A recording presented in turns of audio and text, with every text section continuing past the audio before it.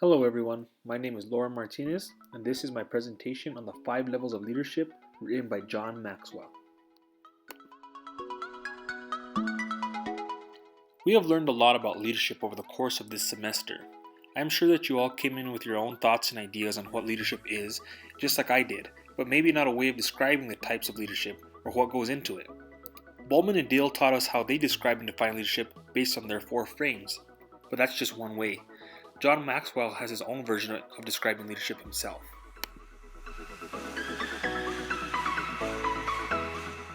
Maxwell describes leadership in terms of levels, with which he lists 5 of them. He explains that leadership is influence, nothing more, nothing less. The levels of leadership he describes is based on the amount of influence the leader has, and that determines their level. As the image shows, here are the 5 levels. Level 1 is position, which essentially means people follow you because they have to. Level 2 is permission, which means people follow you because they want to. Level 3 is production, which means people follow you because of what you have done for the organization. Level 4, people development, people follow you because of what you have done for them. And finally, level 5 is the pinnacle. People follow you because of what you are and what you represent. We will discuss each of these levels. We will touch on the key points for time purposes as the book was fairly lengthy, and I'm going to go ahead and use some help from John Maxwell himself. 30 years I've been teaching this, and I've taught this for West Point and Microsoft and Lilly and Delta and the largest organizations and companies in the world come and say, John, teach the 5 levels of leadership, because they understand that if you and I today in these few minutes can understand how leadership works, and by the way, leadership's not a noun, it's a verb. It's action, it's moving. And if we can understand how to go from level 1 to level 2 to level 3 to level 4 to up to level 5 in our leadership, we expand our leadership, we expand our influence, and we expand our effectiveness. So I'm ready to go. I know you're ready to go. Okay, here we go. Level 1, we're going to start at the very bottom level. This is where you start. This is where we all start. The bottom level is the position level. At level number 1, this is where we all start. We all start with a title. We all start with a job description. We all start with a position. Okay? And the key word at level number 1, the key word is rights, R-I-G-H-T-S, rights. In other words, people at level number 1 follow you because they have to. In other words, you're the boss, or you have a title, or you're the supervisor, and anybody that's under that person, they just basically follow that person. So let's just give a quick recap of level 1 position. It's an entry-level position. It's a leadership position that is given to people because they have leadership potential. This leadership position means authority is recognized. This level is an invitation to grow as a leader. This level allows for potential leaders to shape and define their leadership. And if you notice, it correlates to the structural frame with some of the political frame as well, because an organization has the structure that requires the appointment of this lower level leadership position, and in some cases are filled by upper management based on their quote-unquote favorites in an organization, which is politically motivated sometimes. Now that isn't always the case, but worth mentioning. Now let's go ahead and take a look at level 2. You can go to level number 2. So let's go to level number 2 as quickly as we can. The first level is the positional level. The key word there is rights. I get certain rights, so you've got to follow me. Level number 2 is the permission level. And at the permission level, the key word is relationships. And at this level, people now begin to follow you because they want to. Now, there's a world of difference between following somebody because you have to and following somebody because you want to. Now, what happened between levels 1 and 2? Well, what's happened is you've connected with your people. You've not only connected with them, but relationally, they like you and you like them, and you've got to know each other. And so now in this work environment, they're not following you just because you are a supervisor. They're following you because you do have a position. You are a supervisor, but you are a supervisor that people like. And Level 2, permission, is an important development level for young leaders. Employees now give their leaders permission to lead them, which means that the influence over them is growing. Leadership permission makes work more enjoyable, it increases the energy level, opens up channels of communication, focuses on the value of each person, and nurtures trust. Level 2 also resembles the human resources frame from Bowman and Dill because it is very much people-oriented. It focuses on the human aspect of work and what each employee needs to be successful. We will now move on to level 3 of the 5 levels of leadership. With people, that's level 2. Let's go to level number 3. There's another level higher. The third level is the production level. The key word there is results. And at this level, you're starting to help the bottom line of the company.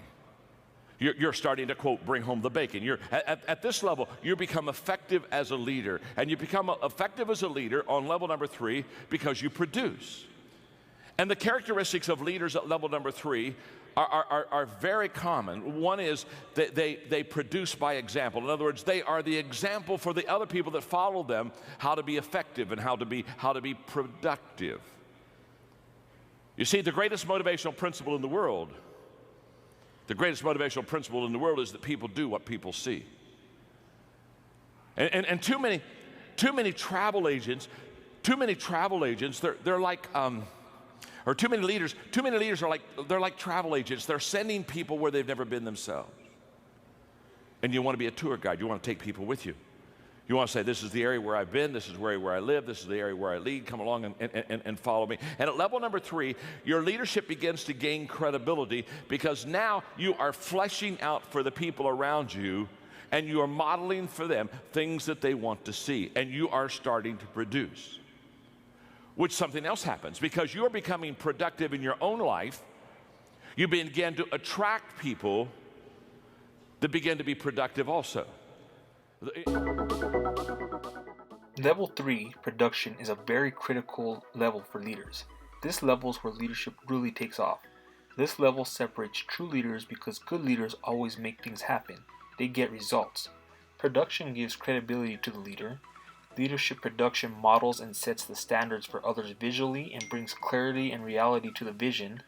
It solves a multitude of problems, builds momentum, and is the foundation for team building. This level has aspects of the symbolic frame because employees are following the lead of their leader.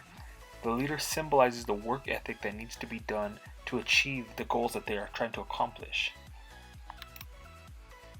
In this level, leaders have now built an established foundation of influence. They are now highly respected by those that they are leading. Let's go ahead and listen in to John Maxwell discuss level 4 of leadership. Okay, let's go to level number 4. Let me ask you a question before we go to level number 4. Are you learning something? Are you learning something? Okay, look at your neighbor and say, I'm learning something. Go ahead and tell them that. I'm learning something. Look back at your neighbor and say, not enough yet. You still got 2 levels to go. You're not there yet. You're not there yet. Level number 4 is the people development level. This is what I live for. This is what I strive for. This is what excites me. Something magical happens when you begin to understand the most appreciable asset you have in any organization is the people of that organization. And you begin to commit yourself to developing the people within that organization, because how do you grow a company? You grow a company by growing people. And when you grow them, they increase their capacity. And when they increase their capacity, they begin to increase the capacity of what you can do and what you can accomplish. Here in level 4, people development, we're starting to get into the upper elite levels of leadership. Effective leaders understand that in order to reach the upper levels of leadership, they must transition from producers to developers because people are an organization's best asset. People development sets leaders apart because not everybody has the skills and ability to develop people, and it assures that the growth can be sustained for the organization. As an organization continues to grow, more people will need to be developed to be leaders, so this level is very critical. People development empowers others to fulfill their leadership responsibilities and empowers the leader to lead larger. It gives them a larger scope of work. People development provides great personal fulfillment because of this. Level 4 of leadership is a very high level. It encompasses all 4 frames of Bowman and Dill's 4 frameworks of leadership. And this makes sense because as we've learned, all four frameworks have to work interchangeably and a good leader is able to adapt. Finally, let's go ahead and take a look at the Level 5 level of leadership by John Maxwell. People. Now there's one more level. That's level number 5, the pinnacle level. The pinnacle level, the key word there is respect. You've done it so well with so many for so long that people just absolutely follow you. They follow you because of who you are, the qualities you have in your life. They follow you because of what you have done. And there's a great amount of respect. And it takes a long time to get to level number 5. Most of us aren't there. All of us would probably like to be there, but it's a lifelong journey. And what I want you to understand about the 5 levels is that's exactly what leadership is. Leadership is an always ongoing, always learning, growing process. Okay. We've reached level 5, the highest of the levels, the pinnacle. It is an extremely rare level to be reached and is only achieved by the most prestigious of leaders. This is the culmination of leading well in the 4 previous levels and requires a high degree of skill and natural leadership ability. Level 5 leaders create a legacy of leadership because of the length that they have been a prestigious leader before. They're recognized in industry and worldwide. And level 5 leaders create a level 5 organization. If you notice, some of the most well-known organizations and companies in the world have prestigious and well-known leaders that are in charge of them. That's no coincidence. Pinnacle leadership also creates a legacy within an organization and provides an extended platform for leading. Pinnacle leaders not only lead within their organization, but in society as well. Pinnacle leaders have a greater platform and an extended influence compared to other leaders. Their influence is broad. Think of the great leaders of government, business, education, and faith. Their influence far exceeds the organizations that they led. An example would be Nelson Mandela. His authority had few boundaries and he was almost universally respected. I would say that a majority of the leaders that we all chose for our second paper in this course could qualify as level 5 leaders. If they weren't level 5, they were no lower than level 4, as all are highly respected around the world. And as with level 4, level 5, the pinnacle, encompasses all 4 frames of Bowman and Dale's 4 frameworks of leadership, because as we all know, it takes all of them to be a successful leader. With you. So take the notes, study them, apply them to your life, begin to be a student of the 5 levels of leadership.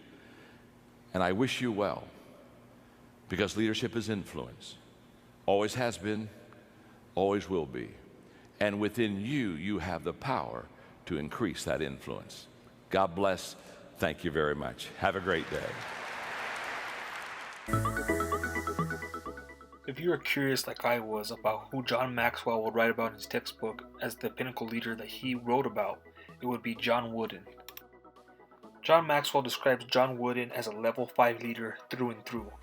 For those of you who are not familiar with John Wooden, he is a legendary basketball coach for the UCLA Bruins of college basketball. During his tenure with the UCLA Bruins, John Wooden won 620 games in 27 seasons. His teams won 10 NCAA titles during his last 12 seasons, including 7 in a row from 1967 to 1973. At one point, his teams had a record-winning streak of 88 consecutive games, and they had 4 perfect seasons. They also won 38 straight games in the NCAA tournament and a record 98 straight home games. All of these achievements and accolades do define John Wooden as a level 5 pinnacle leader. Thank you for watching. This will conclude my presentation on John Maxwell's 5 levels of leadership. I hope you enjoyed it. I know I wasn't able to go in depth on describing all the aspects of the 5 levels of leadership, but here is the link to the video I used in my presentation. It is under 30 minutes, but John Maxwell discusses the 5 levels and gives good examples for each. It is worth the watch if you do have some time. Thank you very much and have a great day.